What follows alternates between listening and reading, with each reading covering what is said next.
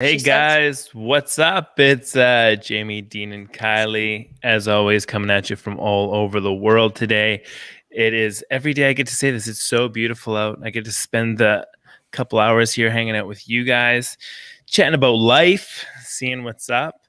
I was kind of late today, guys. I gotta apologize that it's like I don't feel like it's like me, but get out and doing things, and I don't know what it's like where you guys, yeah, right? I know where you guys live, but like here traffic isn't really a thing. It's really slow and stuff like that. But then in the springtime, there's always like street sweepers out, like cleaning stuff up. And there's construction season coming, and it's like you just don't account for that stuff. So I actually had an idea that if I was really not going to make it, I was going to do this over my phone from the car. Just like pull over and just like. So that was an option, but either way, I made it. I'm here. Glad to see you guys. Kylie, how are you doing today? Yeah, I'm good. I've had a really great call with a new client today. So that was great. And that's about it. Perfect. Sounds good. Dean, what about you? Yeah, like I was a podcast I was invited on, so that came out about 2 hours ago. So that was pretty cool. That was weird watching me back and not talking to you guys. So yeah, my safety net was ripped up and taken away from me. So that was interesting. That was a cool chat about purpose. How'd it go? Yeah, it went really well. Ripped up and we can hear it. So that was interesting. Oh, there's an echo. Who's doing that? It could be me. Kylie. What podcast were you on? Can you share it over? Yeah, it's called the Purpose Podcast, and it's on my Facebook, and it's on YouTube and on LinkedIn. It's going to be on LinkedIn as well. What was the idea? Was it a bunch of coaches or? No, it's so he was an ex-yachty, and he was interested because he left the yachting industry and moved into a different area, and he resonated with my story and purpose. He was interested in mindset, so he wanted to bring me on and talk about why he feels as well that everyone should have a coach. So that was the subject matter, and I just went in about my life and how I got to this stage and what I'm up to and my thoughts and feelings. So it was a really cool podcast. Yeah, it was really cool for an hour as well. So it was new, exciting, interesting, and the first one. Yeah. Sweet. And how are you doing, Jamie? What's the week look like for you? This van project is hilarious. So I was like doing a couple of videos of like the van and how it was going, and I'm tearing it down right to the walls. And then I was like, I made a comment. Me and Lauren and I did our podcast from the van. We were just kind of like walking around talking about the plan, and I was like talking about I'm going to take the roof off because it's like a fiberglass roof that was like screwed to a van, right? And so I start taking like the roof off, and I didn't do it all. And then I come back in and I have a message from like my uncle who I haven't talked to in probably like 15 or 20 years or something like that. Obviously we have a really close family, but anyways, he's like, whatever you do, don't take the roof off your van. Like that was the sentence he said to me. And then he's like, I worked in this industry. I built so many vans, and like once you put them on, they're like never supposed to come off. And I just started laughing. I'm like, too late, but thanks for reaching out. So I did some more research on it and stuff, and like my plan is still going to work. I think he's just like, don't take it off because it might just like shift and move and do stuff, and you'll just never get it back on. So things are okay still. But it was so funny that like because of me putting that out on like Facebook and stuff like that, that like someone I haven't talked to for so long, they just reached out and like gave me some advice and stuff. So that was pretty cool. I like that. And other than that, the weather here is awesome. Like it's full on mountain bike season, hanging out with the kids, teaching them to ride bikes. They're loving it. There's birthdays this weekend, just busy. Go. So it's been good though. It's been really good. So just trying to focus on the van, the house, and everything else in between. So, but definitely going to make time for this because I love our chats on Monday. So it's going to happen. Top man. But I really like this statement. More question, have you just accepted this is it? It's funny because I think it comes up a lot in like friends groups and conversations and in life. What this question means to me is like, it was kind of like when I'm sitting there at work back in the day and just having those conversations with other friends and stuff, and we're trying to figure out how to get out of where we are. And I think anybody in any job has sat around, even at the water cooler or anywhere, and talked to that friend or that person, their coworker, and it's like, is this really it, man? Is this what we're like meant to do? Is this like our path and stuff like that? And so I think this question will resonate fully with anybody out there, because I don't know, man. Absolutely. Yeah. What about you guys? Have you had those conversations? Yeah. I mean, that was where I was before I found coaching. I just had accepted that I was someone that was always going to be an employee, had to do a crazy ass commute to work each day and, you know, be part of the rat race. And I just accepted that that was life. That's what people like me did. Like, someone like me didn't strive to own their own business or take risks, or, and I looking back now, it seems so alien that I could have ever have got into that mindset. And it wasn't even necessarily that it was an outright conscious choice that I was actually saying those words out loud, you know, oh, this is it, I'm an employee. But it was an acceptance on a sort of subconscious level. And also the fact that I wasn't doing anything about it. I mean, that in itself was kind of a white flag to the situation, accepting that this is where I was. And yeah, I mean, it's not until I got to the point that I sat down and really questioned myself, what do I want? Like, where's my life going? What am I going to do about this? That actually I realized where I was and what I had been thinking, and that I had kind of just accepted, oh, well, you know, people like me, they go to work, they're miserable. They do their 9 to 5. You pay the mortgage. Done. That's it. People like me. That phrase you just said. People like me. What does that mean to you? That's a scary phrase. Like, I know, right? Like, people like me. It happens to someone else. Someone else wins the lottery. Someone else dies. Someone else gets run over. Someone else. It's always someone else, and I think that's part of our programming. We always see like someone else can do something or be affected by something, but not us. And what's weird, what I love about this is that generally we are the hero of our own story. We're the main character. Yet things like this, we kind of disassociate ourselves. And it's almost like we're not seeing ourselves as part of a collective or a community, that it could happen to us. And that can go for anything.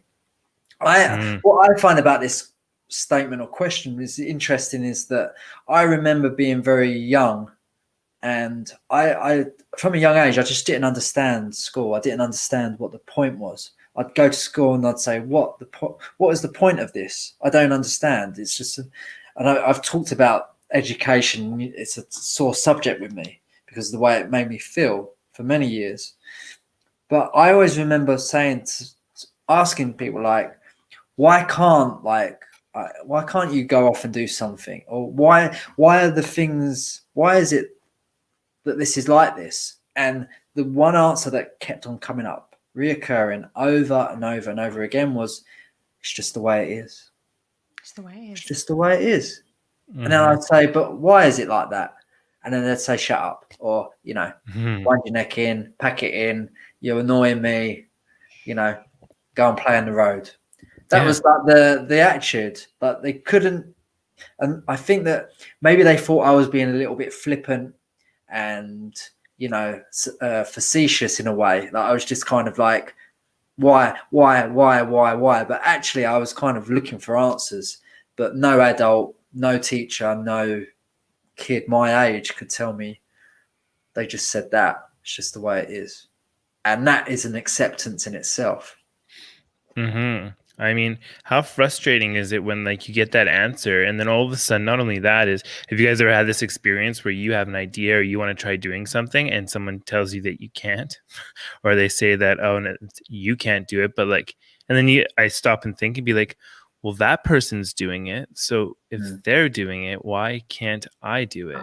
You know what I mean? It's such, and especially again, all this stuff we talk about kind of like breaks down to like when you're young and when you're a child, and like how when you asked why, did people take the time to answer your question, or did they tell you to shut up? Like those things like really affect how we grow up. And especially being around kids now, I am so aware of that. It's like, no, I want them to be able to do anything. Like just try it.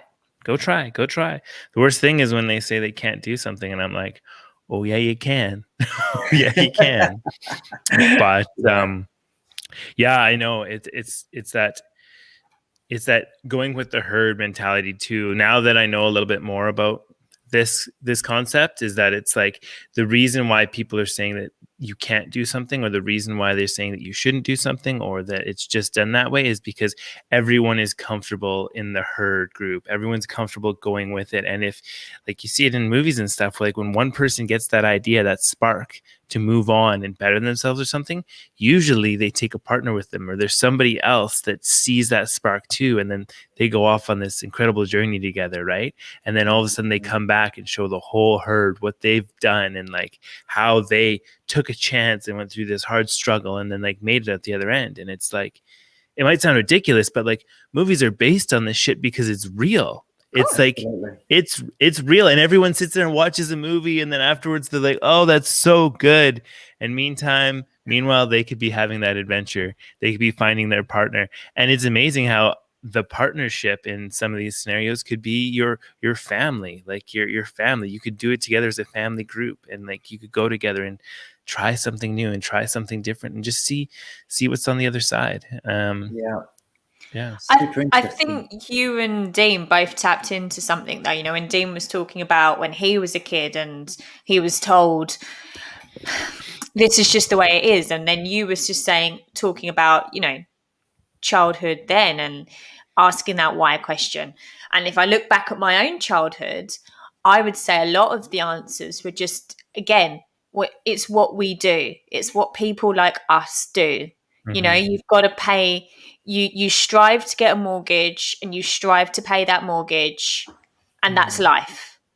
And then any sort of joy or fun that you might have along the way, that's a bonus, but that's not what you're looking for. You're not looking for meaning or joy or some happiness.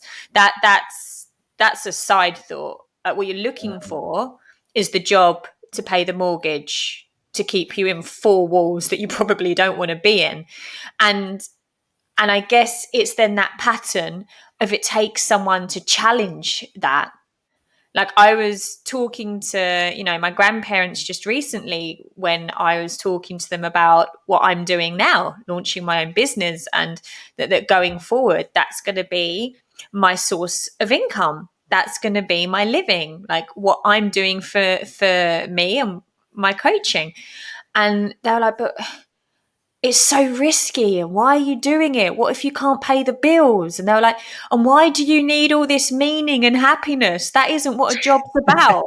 And I is was that like, what they said? Yeah. And I was like, but why can't your work be meaningful and happy? I was like, why can't I get out of bed on a Monday morning and think, yeah, look what's in the diary this week? And I just so happened to make a living out of that too. And their little minds were just blown, because they're like, that's not what we do. They're like, you're sensible, you're responsible, you pay the bills. And I'm like, but why can't I do both? That is amazing to hear that like from a first person like you, to hear somebody actually saying that your job is not supposed to make you happy. You are not supposed to be happy at work. Where did this mentality come from? Like, I think what's interesting about the older generations is that I can sympathize I don't necessarily agree with it, but I can understand how they've come to that. And I think that the generations that came before us, there'll never be a generation like them. They literally have been through a lot of different things. I mean, the world has changes on a seismic scale, and a Sure. lot like have been through wars, have seen radical change and technology. So maybe it's a case of the lack of understanding and the idea of, back then maybe a job was, to priority was to feed your family, and having a job was important, and just making sure their needs were met were the priority. But I feel that as we've kind of moved into this like technology age, they probably have no idea of how this works or why it works, or that Facebook or social media is a gold mine of data or of resources, of clients, or whatever it could be. So maybe there's that lack of understanding and that programming of, you get married at 18, you have kids, and then the job is to support that lifestyle. It's not there for you to enjoy. It's there for you to put food on the table and come home to a wife and kids and live that life until you retire. I think that's maybe, so I can understand it, but to us it just sounds, because our mindset has left that employee mindset. So of course it jumps off at the page at us, which is fascinating to hear. Totally. Well, the one thing too that I've been talking about a lot lately is that it's not the same anymore. Like you just touched on that, how it's like used to be you got married, you had kids, and then usually it was the man who went to work and supported the family. And that meant that the mom was at home taking care of kids, probably didn't go to college, didn't get any education or anything like that. She was a mom. And if something happened to that family group where the man left or the mom left, then that woman wasn't able to go out and like support herself or any of that with any of those skills. So it was like that family unit had to stay together because they all had real roles. And like now it's not like that at all. Like the woman goes and works, like both parties are the same. They like, it's so much more equality now that it's like everybody has the same opportunities. And now I've been talking to, like, the role as a man isn't there to just provide and take care of the family anymore. And it's like, now we have the ability to, both man and woman and all this stuff, find our own jobs and our own places. And like, most families now are both educated. I know like there's lots of people I know, like the woman's a nurse and like the man's an engineer or whatever like that, and they're both working and they're doing this thing. And it's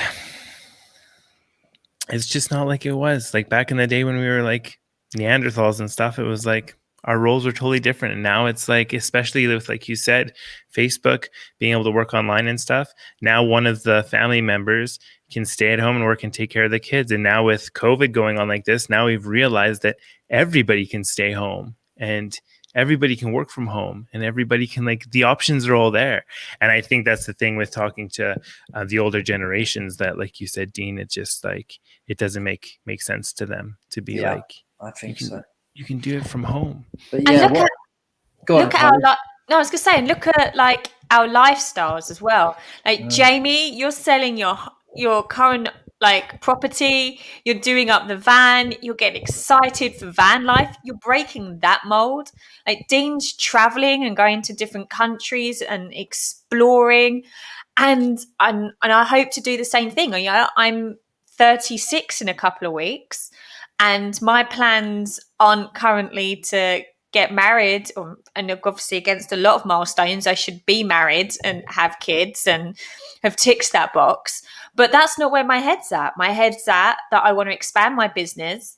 I want to get on a plane as much as possible, like next year especially, like travel, meet you guys, like, and build myself in that direction. And obviously, you go back to what we were talking about a few generations ago, a 36-year-old woman wouldn't have been talking like that and been able to talk like that so freely, and it just be okay. Like that's okay, that's my lifestyle, and whatever us three are up to in our 30s, coming on, maybe into our 40s, that's okay. Like, people expected different things of us.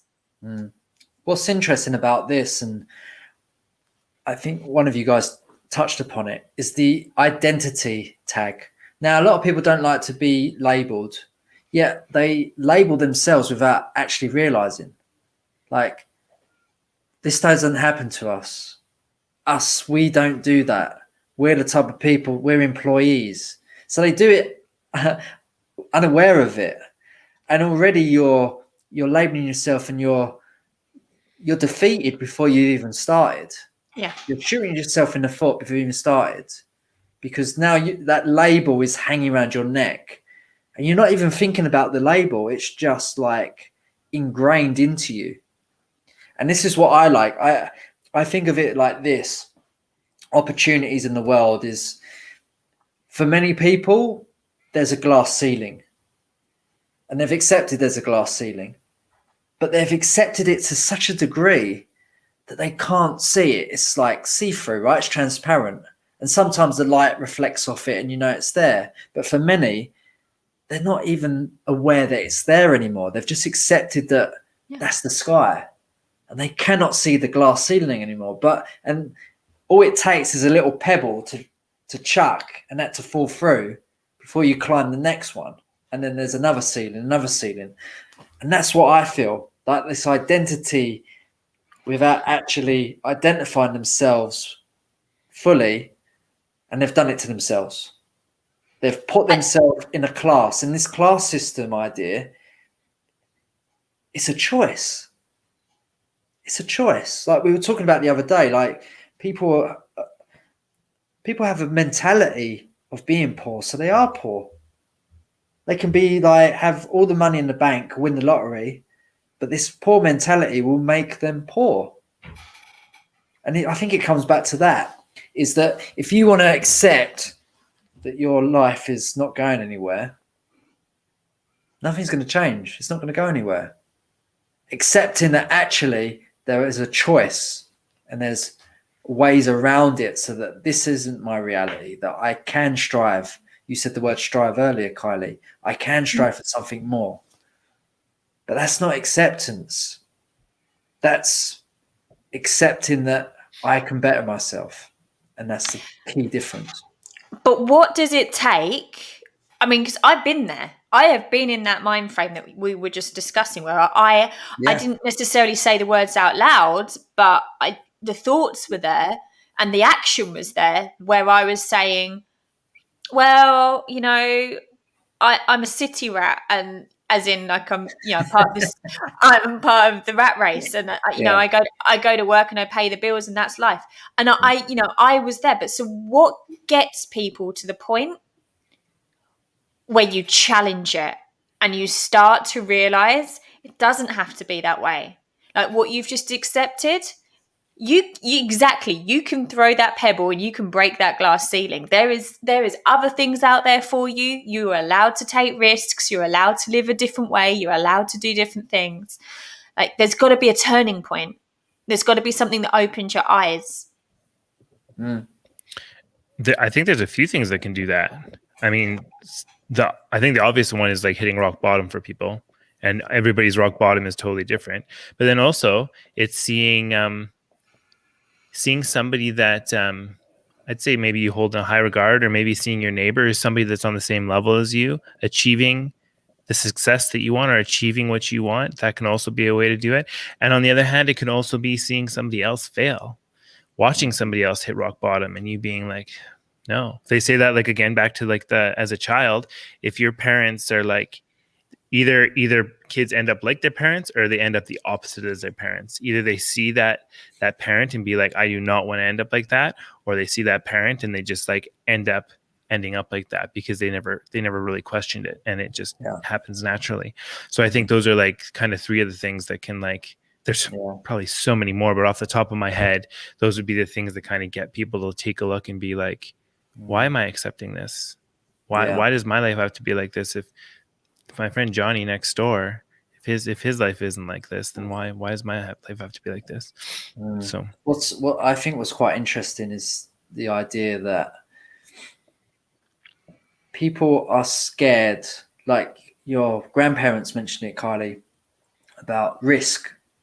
And for me, it was the it was the 2008, 2009 world crash, the financial crash that shook me, that done something to me. Although I still felt like that for many years. That was the moment, the turning point for me.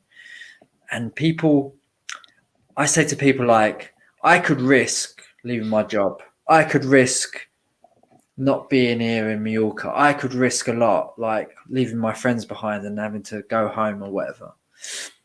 But for me, that is a calculated risk, and there's the difference. Like, that calculated risk, there's a potential it could happen, but that could actually flip round, and I could, the fruits of my work could outshine all that.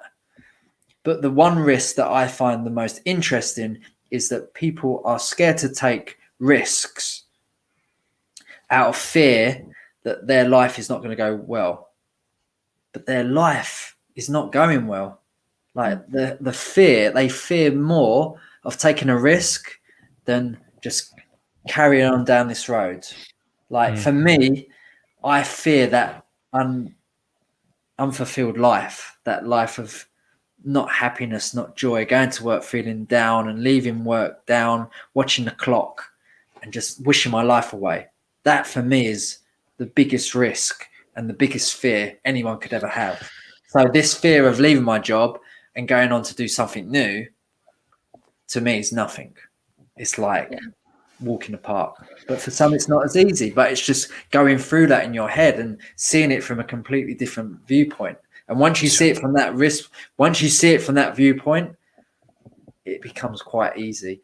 Yeah. Because that fear of shit, this is the rest of my life, is far scarier in my view. Absolutely. I mean, until I came to coaching, I don't think I'd really, really sat down and given serious thought at times to what do I want my legacy to be? Like, when I'm on my deathbed and I'm looking back, what do I want my life to have looked like? What do I want to have accomplished? And, what do I believe about myself at the moment? And asking those questions of myself, like, especially that, what do I believe of myself? What beliefs do I have about me? That's when I came to these realizations that I had been carrying these type of labels around. I'd been carrying this, I'm just an employee. Like, that was a belief I had about myself. People like me don't take risks, like running their own business. Like, these were beliefs that I had about myself and that I had never really sat down and analysed or even challenged or tried to work out where earth they came from, and then what that meant for me, like how I was limiting myself. And those questions of, what do I want my life to have looked like when I'm on my deathbed and I'm looking back? What do I want to have seen? What do I want to have accomplished? What do I want to leave? Like, I'd never really sat down and asked myself those questions. And I mean, it was through doing that. And then obviously, all three of us talking to our clients. And when you're asking your clients those sort of questions, that you start to see actually what people do want and potentially how they're living and what they do really want don't marry up. Totally. For sure. One of the questions I liked asking was, and what got me to where I was today is, what's your worst case scenario? And for me, that was such a powerful question, because that's what got me to where I am right now in this situation and with the van. Because to me, that was always going to be my worst case scenario, is no matter what happens in my life, if everything gets taken away, I can always find a way to make enough money to buy a van and head south and live on a beach in a van. And that, once I asked myself that question, I got that realization. It was so freeing for me. And then now I see people who are asking me questions about what I'm doing, and they think I'm crazy for selling my house, moving into a van. And it's because, like, the mentality is different. I've already accepted the fact that I am okay with that. Not only okay with that, I'm kind of striving for that in a certain way. And so for me doing this, it's like a really good feeling. But other people that can't understand that and aren't at that place yet and haven't asked themselves these questions, they see it as something scary. And they're like, you're never going to get back to where you are, is what they think, but they don't realize that where I am isn't where I want to be, which is the kind of crux there. It's like, ask yourself if where you are is where you want to be, and then ask yourself if you're really worried if you don't get back there, if you take a risk, right?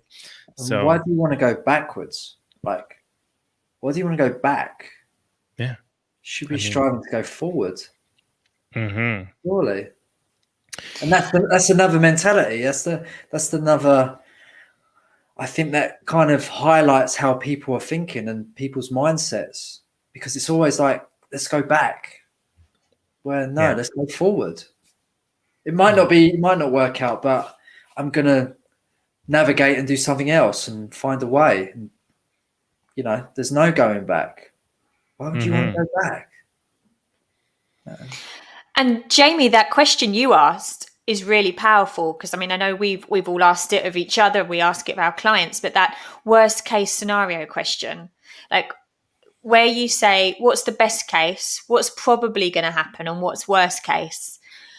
And worst case scenario, most of us, if we start our own business, aren't going to end up on the street, because if it fails and something goes wrong, you would find a way the way you're probably earning money in some shape or form. Like that worst case scenario isn't going to happen.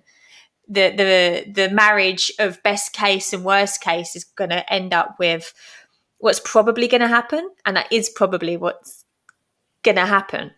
And putting yourself in those zones and that mindset takes that fear factor away. So Dean, I'd be interested to know, because Jamie mentioned it with like his van. What would be your worst case scenario? Probably something happens to my face and then my modelling career is over.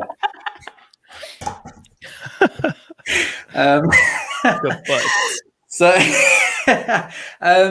worst case scenario, I probably lose all my money, my savings.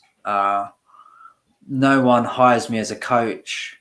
I'll probably move in with friends for a while, and then they're sick and tired of me, and then I end up having to go back to the UK, living with my mum and dad. But would you let that happen? Not that bad. I'm very lucky. I'm very fortunate. But I would say to people, and I think, here you go, the people who are watching, here's a little challenge, and maybe we can all do this, right? So the people watching and us, we should write down our worst case scenario as of today, and then write down everything that you're feeling. Like, it could be small, could be big, and write it down. And then in 3 months' time, I'll ask those people who are still watching, how many of those worst case scenarios or fears come to light?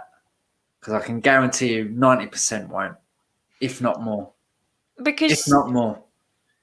You do something along the way so it doesn't happen. Like, you were just talking about then. If you were in Mallorca still and you started to use your savings and coaching, the money wasn't coming through, you'd find work. You'd find another way to make money, like whether it was another online business or whatever, but you'd find a way to make money. Absolutely. Yeah. You'd do something about it. Yeah. You're not just... Yeah, and we're far more resourceful than we think we are. Mm-hmm. I say to people, so many things that, for us as well, like through coaching, our connections now and the way we've kind of positioned ourselves, that we're very well known, that I'm sure that, if I were to reach out to someone and say, like, I'm not doing well and I need a bit of help, someone would help me. Or someone to kind of see, and hopefully they would see, not hopefully, I think they would see that, I'm able-bodied, I'm able-minded, and I could help with someone or help with something, a project or with people. But we're so resourceful. And that's the thing too. I heard someone say that on that resourcefulness is that if someone comes up to you and be like, hey man, do you have $10,000 to spend on this body lotion or something like that? You're like, no. And then all of a sudden someone comes up to you and it's like, I need $10,000 or your kid gets it. That $10,000 is going to be there tomorrow. And it's going to be, that person is going to make that happen. And it's so crazy that it's like, imagine if you could just harness that negative one in like a real way, like instead of having to do it, you know what I mean? Where it's like, instead of having your child taken away from you, something like that, or kidnapped and then get the money, it's like, just get down and get that grit and been like, I want my life to be better, and I'm gonna find the resources to make this happen. Yeah. That's I think where you touched on, Kylie, is where do you get that grit and that determination? When does that come? When does that just come flying out? Maybe we should have that as another topic of discussion, because I feel like we could talk about that for a long time. Yeah, absolutely. I mean, because as I say, like, I mean, obviously when we were on our coaching accreditation and we were all talking about launching our own businesses, one of the big conversations was around fear, that it goes belly up. We launch our own business and then all of a sudden you find yourself without an income. And that was obviously a lot of our worst case scenarios. And then the next question is, well, is that really going to happen? And you're like, well, no, actually, because by the time I realized I was having some money troubles, I'd be doing something about it. Mm-hmm. I'm not going to allow myself to become homeless. I'm gonna do something. So actually, that worst case scenario, it's way out there, because there's so many steps that are going to take place before that happens. Mm-hmm. Yeah, it's such a hypothetical concept, and one that's ever interchanging. But every choice you make, every decision is altering that end result. Mm-hmm. Yeah. Awesome. Well, you know what? I think me personally, I haven't just accepted this as how it is. I always want to be striving and going for more, and that's just, I'm going to be like this until the day I die. I'm just going to be this, the other thing, doing something, finding this, finding that, and I've accepted that. That's me. That's what I do. I'm always going to be like that, and I am happy about it. I am not just going to sit still and like take it as it comes. So that's my 2 cents on this. Well, you mean you're a man with a van? No plan, but a van. I mean, you are completely breaking the mold of this is what makes me happy, so I'm going to go out there and do it. Yeah, exactly. Speaking of which, I should probably get out there and get that thing built so I have a home to live in. So awesome, guys. This is always my favorite part of the week. Mondays are my favorite time, getting to hang out with you guys. So if anyone's watching this has any ideas, wants to let us know how you think, hit us up, send us a message, connect with either one of us on social media, stuff like that. You can find us on YouTube at the Freedom Coaches. Our Facebook links are all here. Just reach out, say what's up. How do you feel about our conversations and stuff? So on that note, cool. Okay, guys. Well, until next week, we will see you all later. Have a good week. And talk to you later. Adios. Bye. Ciao, ciao.